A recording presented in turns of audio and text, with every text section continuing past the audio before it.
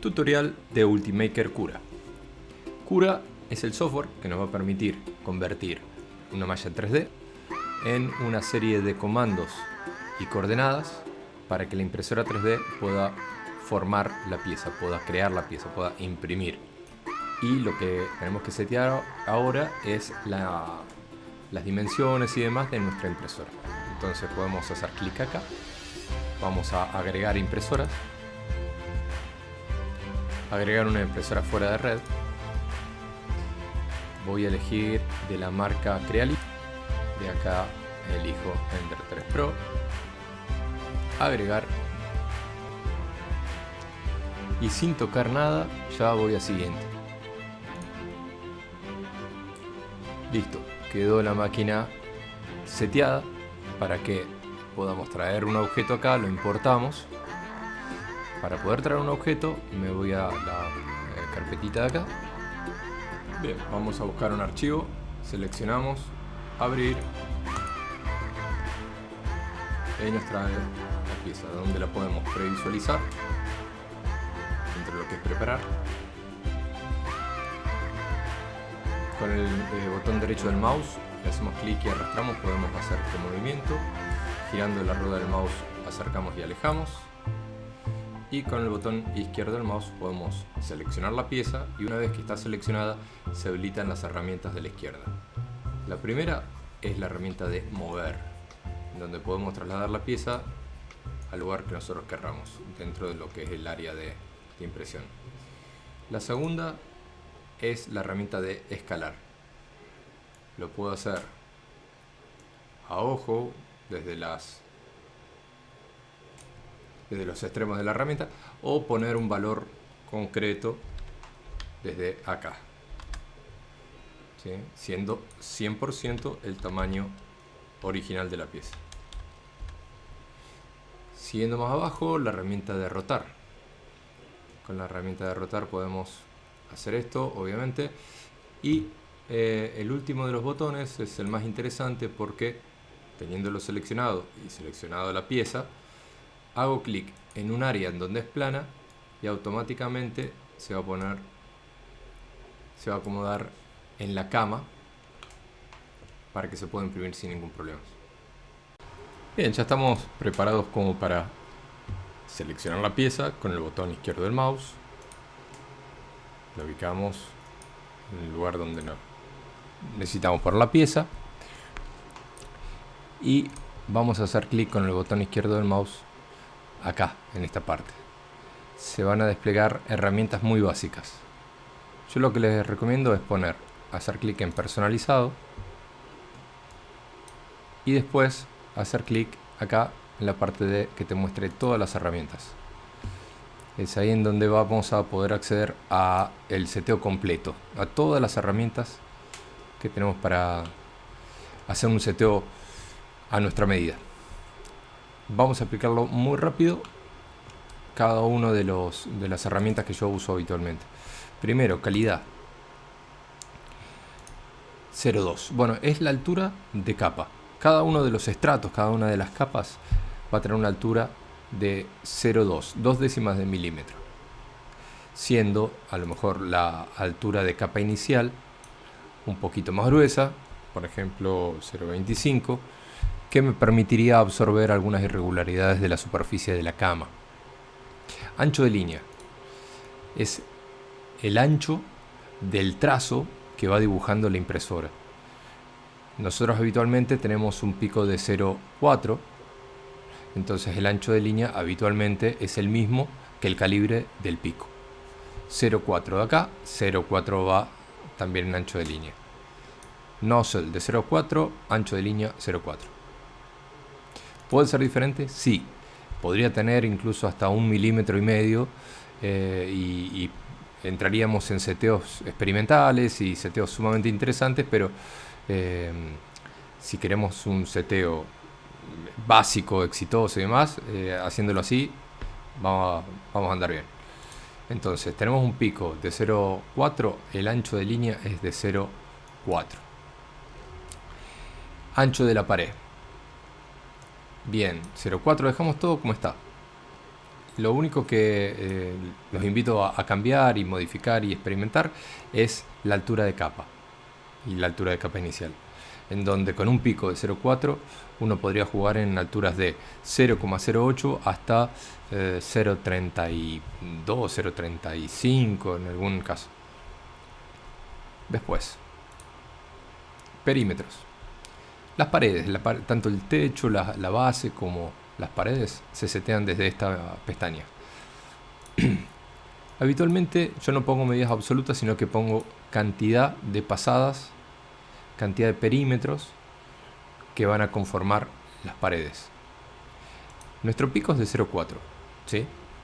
Entonces, si hay dos pasadas concéntricas, van a sumar 0,8. ¿Qué valor pongo acá? ¿Cuántos perímetros va a tener una pared?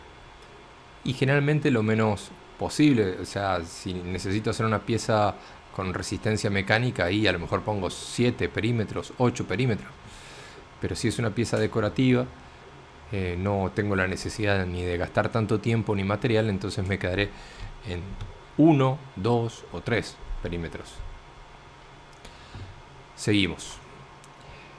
En la parte de acá, capas superiores se refiere al techo, capas inferiores y capas iniciales se refieren a lo que es la base. Habitualmente uso tanto 4 para arriba como 4 pasadas o capas para definir los pisos.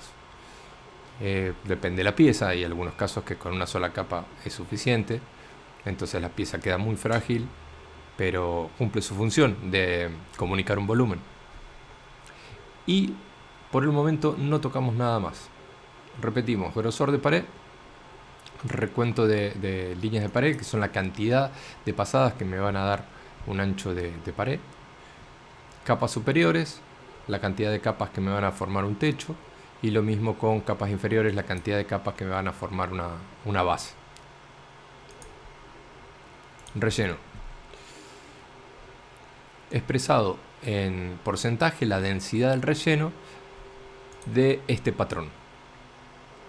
Habitualmente uso rejilla o triángulos, pero hay muchos otros patrones que más adelante en otros videos se los voy a mostrar cómo van quedando. Entonces, 100% totalmente macizo, 0% totalmente hueco. ¿Qué valor poner acá? El mínimo posible. Si yo necesito una pieza mecánicamente resistente, pondré un valor alto, llegando al 100%, mientras que si es un jarrón, una pieza decorativa o una maqueta para investigar un volumen, trataré de que sea lo menos posible. En algunos casos, si yo pongo 0, la pieza va a colapsar, los techos no van a poder hacerse. Por ejemplo, un cubo. Si ese cubo no tuviese una cierta densidad de relleno, el techo caería porque no tienen dónde sustentarse. En términos generales, con 15% de relleno está bien. Uso muchas veces triángulos, otras veces línea o rejilla. No, todos los otros habitualmente no los uso, pero son excelentes, muy lindos algunos y muy útiles otros. La idea de esta introducción es que sea muy concreta y mostrar las herramientas más básicas. Material. Todo lo que está dentro de esta pestaña se refiere a las temperaturas para poder imprimir diferentes materiales. Te tendría que llamar temperaturas, no materiales. Entonces, temperatura de impresión es la temperatura del pico, la temperatura del hot end, para imprimir en este caso un PLA. El PLA podría, dependiendo de la marca y dependiendo los diferentes tipos de PLA que hay, podría imprimirse desde los 170 grados, perdón, 175. 170 grados no anda el extrusor generalmente. Hasta los 230 grados. Siendo 200, 205, 210, 195 las temperaturas que más usamos.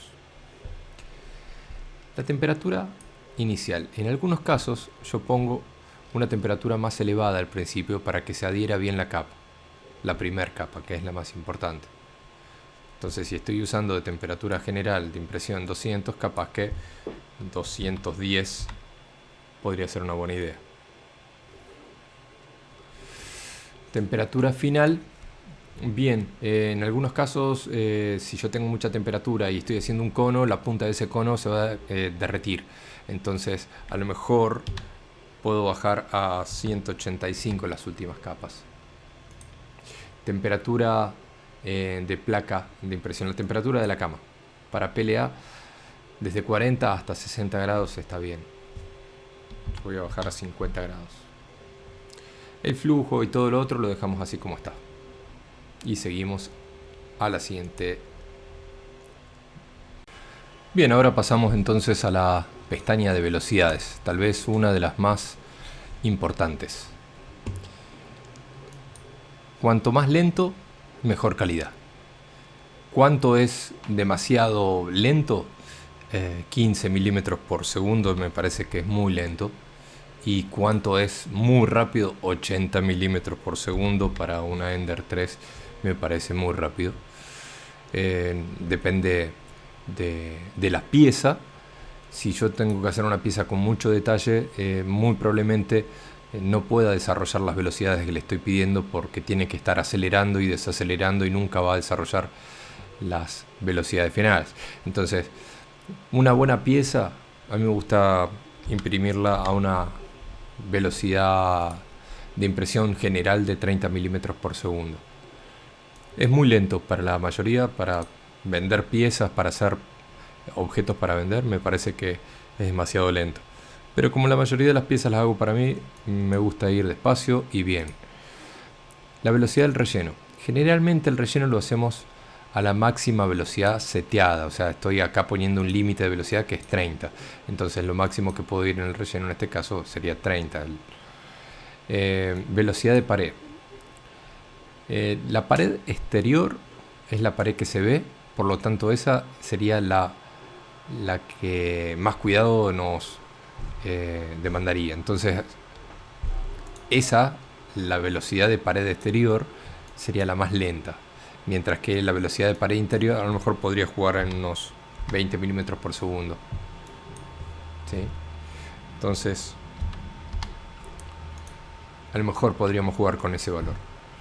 Si yo tuviese que hacer una pieza para vender, por ejemplo una maceta, tal vez lo que cambiaría no serían tanto las velocidades de acá, sino que trataría de cambiar el pico, el nozzle, la boquilla por donde sale el plástico. En vez de usar un 0.4, ir a un nozzle de 0.6, 0.8. De esa forma, con las mismas velocidades, voy a poder tener alturas de capas considerablemente más altas y de esa manera poder bajar los tiempos. Pero es cuestión mía, depende mucho el diseño, depende mucho. Sí, en mi caso tengo claro que cuanto más lento vaya la impresora, mejor calidad va a tener, siendo ya demasiado lento 15 milímetros por segundo y como límite máximo 80 milímetros por segundo me parece ya demasiado rápido. Esto como para tirar unos números. Por supuesto que depende el extrusor que tengamos, depende el material. Por ejemplo, flex no lo puedo imprimir generalmente a 80 milímetros por segundo. Habitualmente lo imprimimos lento, muy lento. Hay seteos que uno busca el máximo rendimiento de la máquina y te pones a tirar a 150 milímetros por segundo a ver qué pasa, a ver si con un JTEN Vulcano podés desarrollar mucho más velocidades. Pero si yo los tengo que guiar en términos generales, como siempre le estoy diciendo, yo tiraría este seteo. Un seteo de calidad a una velocidad de 30 milímetros por segundo, con paredes exteriores a 15 milímetros por segundo, es un seteo que te va a dar siempre buena calidad. Y un seteo más de producción de 60 milímetros por segundo, con paredes de exteriores de 30 milímetros por segundo. Esto también lo dejamos en 30 y las paredes interiores podrían estar a 45. Este seteo a lo mejor sería más útil para piezas de producción. O sea, no tan buena calidad, pero va a tardar menos, por lo tanto las piezas van a ser más baratas. Bien. Desplazamiento. Se tendría que llamar retracciones. Y básicamente es la pestaña desde donde yo voy a setear qué tanto va a ir para atrás el filamento a la hora de pasar de una pieza a otra. Imagínate que yo tengo dos perritos, ¿sí? Voy a poner dos perritos, multiplicar. El nozo está acá dibujando un perrito, y cuando pasa al otro, si no hubiese una retracción, o sea que el filamento va para atrás, caería, chorrearía un poco de material o dejaría unos pelos o unos hilos. Entonces, ¿qué tanto tiene que retraer? Bueno, este es un valor bastante conservador, generalmente anda bien. Si no tocan nada, va a andar bien. Lo dejamos en 6,5 a una velocidad de 25, insisto, no está nada mal, me da buenos resultados. Y seguimos. Refrigeración. Mientras se va imprimiendo, un ventilador va enfriando el material que se va depositando. Dependiendo del material, en el caso del PLA es el 100% y en el caso del ABS 0%. Tenemos los opuestos. Dependiendo del material vas a necesitar más o menos. Por ejemplo, me gusta ponerle el 30% para el PETG. En Flex también en 40%. Algunos chicos usan en ABS un poquito de ventilación también. Pero bueno, ¿qué pasa si no uso? Se puede generar una textura bastante fea, puede quedar chorreado el material, puede ser muy difícil hacer puentes y una serie de problemitas. Entonces, en refrigeración lo dejamos tildado, habilitado, y que el flujo del ventilador, la velocidad del ventilador sea del 100%. Estamos acá en refrigeración, soportes. La pieza puede o no necesitar soportes, entonces lo puedes habilitar o no, y de forma automática se van a generar estructuras como andamios para soportar las partes del diseño que necesiten ser soportadas. Todo lo que está en rojo necesita ser soportado según el seteo de este programa. Vamos a verlo. Hago clic en este botón que se llama segmentación para que haga el cálculo y de esa forma lo podamos ver. Ya me voy a vista previa directamente y lo espero ahí. Bien, esos son los soportes que se hacen automáticamente. Todo dentro de la pestaña de soportes uno va a poder definir el tipo, el diseño del soporte, a partir de qué ángulos se empiezan a generar soportes, la densidad del soporte, incluso, bueno, hay un montón de valores para tocar. Por el momento lo dejamos así.